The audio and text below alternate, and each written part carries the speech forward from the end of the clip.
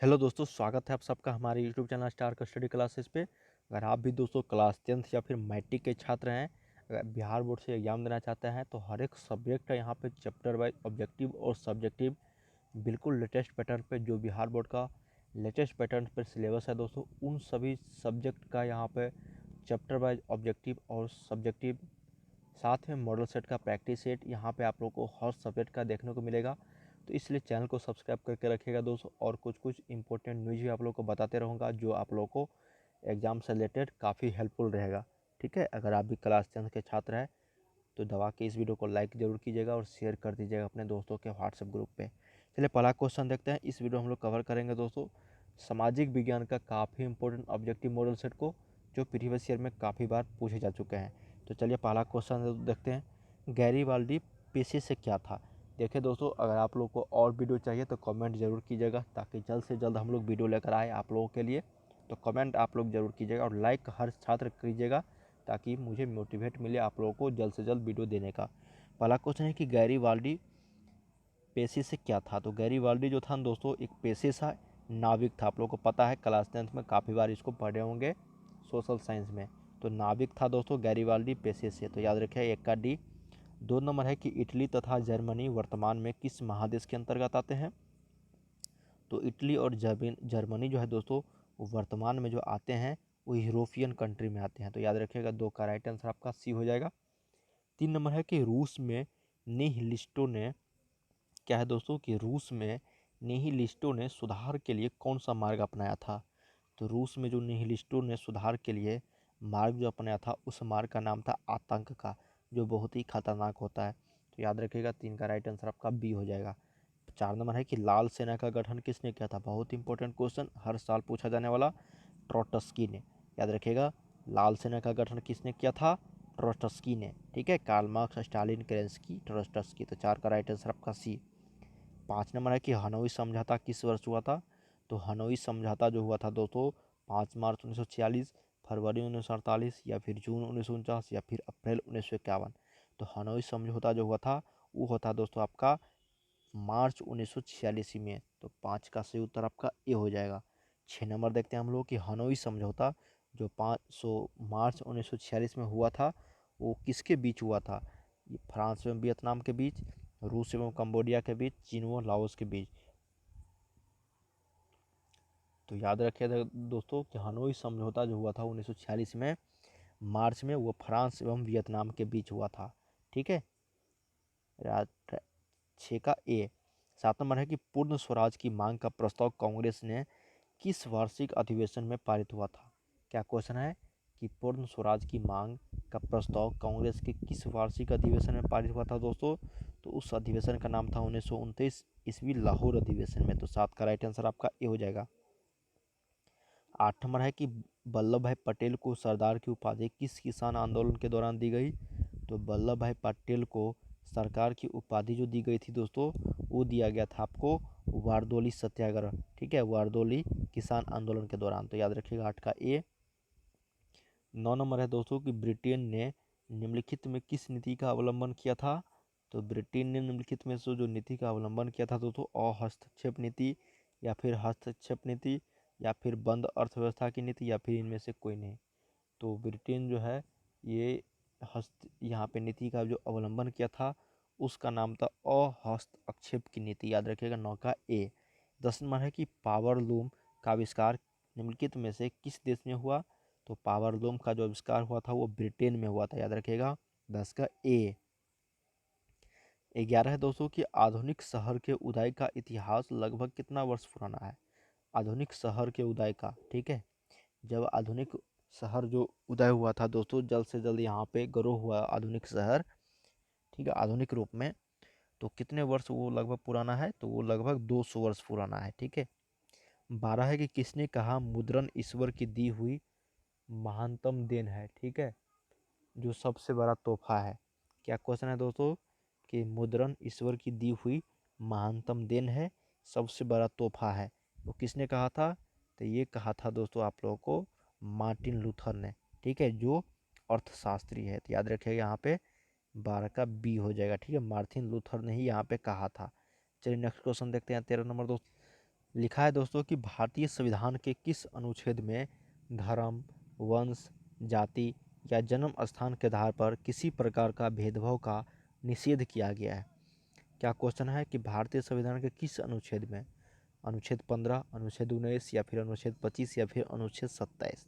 तो इसका जो उल्लेख किया गया दोस्तों, धर्म, वंश, जाति या फिर जन्म स्थान के आधार पर किसी प्रकार का भेदभाव नहीं किया जा सकता है, इसको निषेध माना गया है। तो ये है अनुच्छेद 15, ठीक है, आर्टिकल 15 के अनुसार, याद रखिएगा 13 का ए। 14 है दोस्तों कि वर्ण व्यवस्था का व्यवस्थित रूप है।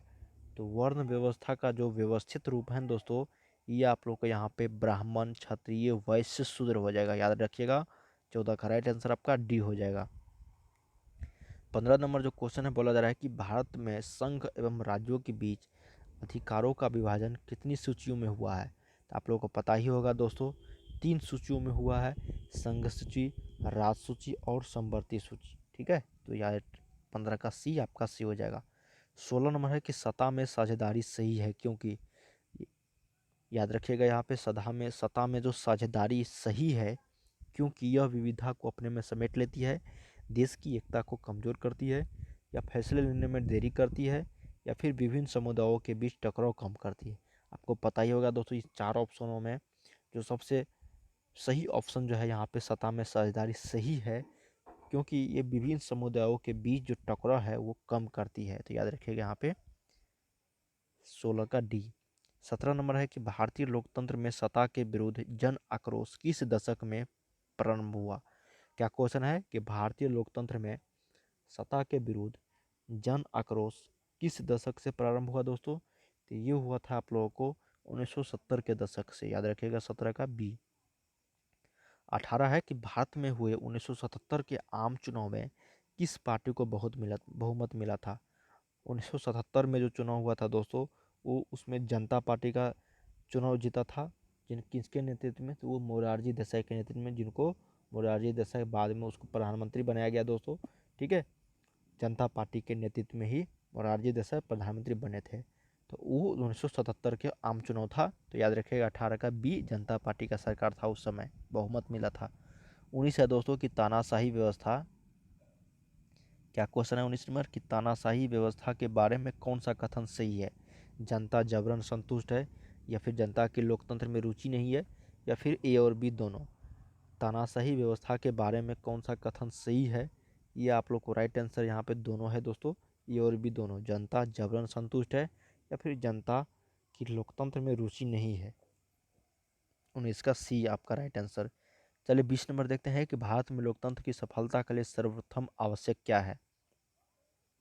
भारत में लोकतंत्र जो यहाँ पे बोला जा रहा है कि सफलता के लिए जो सबसे सर्वप्रथम जो आवश्यक है चीज़, वो है जनता का शिक्षित होना, जो लोकतंत्र के बारे में जान सके दोस्तों, भारतीय संविधान को अच्छे से समझ सके क्या है भारतीय संविधान, ठीक है। इसलिए भारत में लोकतंत्र की जो सफलता के लिए सर्वप्रथम जो आवश्यक चीज़ है वो है जनता का शिक्षित होना, ठीक है। इसका ए। किस है कि निम्नलिखित में ब्रिटेन लोकतांत्रिक देश है? तो निम्नलिखित में जो ब्रिटेन लोकतांत्रिक देश है दोस्तों, ये है यहाँ पे, सॉरी, निम्नलिखित में कौन लोकतांत्रिक देश है? तो यहाँ पे ब्रिटेन, भारत, अमेरिका, ये सभी लोकतांत्रिक देश है दोस्तों, ठीक है। लोकतांत्रिक मतलब यहाँ पे डेमोक्रेटिक कंट्री है, ठीक है, ये सभी कंट्री। तो याद रखिएगा 21 का डी, ब्रिटेन, भारत और अमेरिका ये सभी है। 22 नंबर है कि निम्नलिखित में से किन देशों में राष्ट्रीय अध्यक्ष रबर स्टाम्प की तरह है? ठीक है, रबर स्टाम्प की तरह है दोस्तों। किन देशों में राष्ट्रीय अध्यक्ष? ब्रिटेन, कनाडा, ऑस्ट्रेलिया, या फिर इनमें से सभी? तो इनमें से सभी है दोस्तों, यहाँ पे उपयुक्त सभी है, याद रखिएगा 22 का डी। तो ऐसा है कि बिहार में कृषि पर जनसंख्या की निर्भरता है। बिहार में जो कुल जनसंख्या है दोस्तों, मान लो 100% है, मान लो कि एक उदाहरण देता हूँ 100 है, तो कुल यहाँ पे कृषि पर जो निर्भर है दोस्तों, वो अपना भरण पोषण करते हैं कृषि से, वो कितने परसेंट है? तो वो है आपका 73%, ठीक है, बिहार में। तो याद रखिएगा यहाँ पे 23 का सी हो जाएगा, ठीक है। 24 है दोस्तों कि भारत में गरीबी रेखा से नीचे जनसंख्या का प्रतिशत है, ये 2011 की जनगणना के अनुसार है। तो 2021 के जनगणना के अनुसार कुछ और हो सकता है। 24 है कि भारत में गरीबी रेखा से नीचे जनसंख्या का प्रतिशत कितना है? तो ये है दोस्तों 26%। मान लो कि 50 यहाँ पे जनसंख्या गरीबी रेखा को माना गया है, तो 50 से कितने नीचे हैं, तो 26 लोग ऐसे हैं दोस्तों 100 में से जो गरीबी रेखा से भी नीचे हैं। तो याद रखिएगा 24 का बी हो जाएगा। 25 है दोस्तों कि उत्पादन एवं आय गणना विधि आर्थिक दृष्टिकोण से क्या है। तो उत्पादन एवं आय गणना जो विधि है वो आर्थिक दृष्टिकोण से क्या है दोस्तों, सहज है, वैज्ञानिक है, व्यवहारिक है, या फिर इनमें से तीनों है। तो ये सभी सही है दोस्तों, सहज भी है, वैज्ञानिक दृष्टिकोण से भी सही है और व्यवहारिक दृष्टिकोण से भी सही है। ठीक है, उत्पादन एवं आय गणना की विधि। तो याद रखिएगा 25 का डी। हम लोग दोस्तों यहाँ पे 25 क्वेश्चन कर चुके हैं। ये मॉडल सेट 1 था दोस्तों। मैं आप लोग को इस तरह का 20 मॉडल सेट दूंगा हर एक यहाँ पे सब्जेक्ट का। सोशल साइंस का मैंने दिया, साइंस का लेकर आऊँगा, मैथ का लेकर आऊँगा, संस्कृत का लेकर आऊँगा, इंग्लिश का लेकर आऊँगा, हिंदी का लेकर आऊँगा, जितने भी सब्जेक्ट हैं यहाँ पे मैथिली। ठीक है, हर सब्जेक्ट का आप लोगों को देखने को मिलेगा। अगर आप भी फर्स्ट बार इस चैनल से जुड़े हैं तो चैनल को सब्सक्राइब करके बेल आइकन को दबाइएगा। अगर आप भी बिहार बोर्ड से खासकर मैट्रिक का एग्जाम देना चाहते हैं तो आप सभी के लिए बहुत बड़ी खुशखबरी है इस चैनल की ओर से।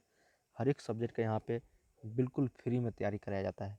मिलते हैं नेक्स्ट वीडियो में, देखते रहिए।